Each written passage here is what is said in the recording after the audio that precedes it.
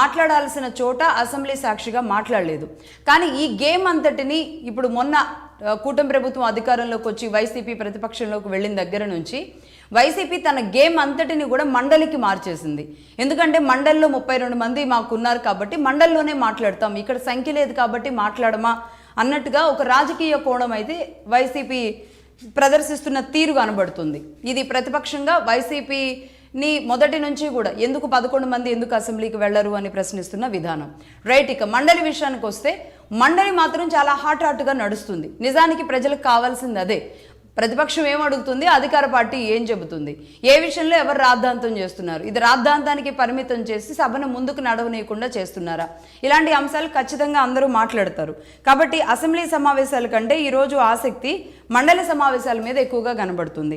మండలిలో వైసీపీ ఒకే ఎజెండాను ఎంచుకున్నట్టుగా కనబడుతుంది.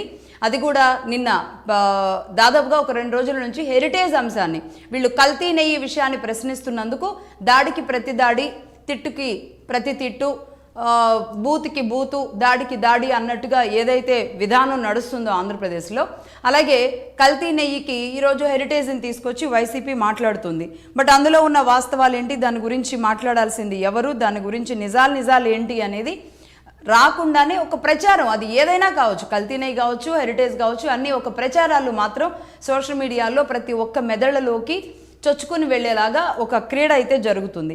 ఈ నేపథ్యంలో నిన్న హెరిటేజ్ మీద రకరకాలుగా వైసీపీ నాయకులు, వైసీపీ ఎమ్మెల్సీలు మాట్లాడారు. ఈ నేపథ్యంలో ఇందాపూర్ డైరీ అనేది ప్రధానంగా తీసుకొచ్చి నిన్నంతా మండలిలో మాట్లాడుతున్న సిచ్యువేషన్ కనబడింది. ఇందాపూర్ డైరీ మీద ఏదైతే అంటే అటు వైసీపీ నాయకుడు నాగార్జున యాదవ్ లాంటి వాళ్ళు, లేదంటే ఇంకా అనేక మంది దీన్ని చాలా బలంగా తీసుకొని ముందుకు వెళుతున్నారు. అంటే ఇక్కడ హెరిటేజ్ని టార్గెట్ చేసి వైసీపీ ఈరోజు వెళ్తుంది. సరే, దీని మీద అడగడానికి లేదంటే రాజ్యాంగబద్ధంగా వివరాలు తెలుసుకోవడానికి ఒక సంస్థ మీద ఒక ఆరోపణ చేయడానికి ఏదైనా ఆధారాలు ఉండాలి. బట్ ఆధారాల విషయంలో కాకుండా అనేక రకాలుగా యుద్ధం నడుస్తున్న పరిస్థితి కనబడుతుంది. ఈ నేపథ్యంలో టీటీడీ కూడా ఆరోపణ ఏంటి, దానికి వాస్తవం ఏంటి అనే దాని మీద ఒక ప్రెస్ రిపోర్ట్ కూడా రిలీజ్ చేసిన సిచ్యువేషన్ కనబడుతుంది. అసలు ఇందాపూర్కి ఇచ్చామా లేదా, ఎందుకు ఇవ్వాల్సి వచ్చింది అన్న విషయాన్ని కొత్తగా ఇప్పుడు టీటీడీ చెబితే కానీ, టీటీడీ చెప్పిన తర్వాత ఓకే ఇందాపూర్ అనే అంశం కూడా ఇందులో ఉంది అనేది తెర మీదకి వచ్చింది. మరి ఇందాపూర్ని ఇన్ని రోజుల పాటు ఎందుకు చెప్పలేదు అన్న అనుమానాలు, లేదంటే ఇది ఎందుకు ఇప్పటివరకు మాట్లాడలేదు, నందినిని మాత్రమే ఎందుకు మాట్లాడుతున్నారు, ఎందుకు మీరు లిమిట్ దాటి ఎంత రేడియస్ ఉంటుందో ఆ రేడియస్లో కొనాలి నెయ్యి అన్న నిబంధనలను దాటి మీరు ఎందుకు వెళ్ళి కొన్నారు అన్న అనేక అంశాలని ఈరోజు వైసీపీ నుంచి అడుగుతుంది.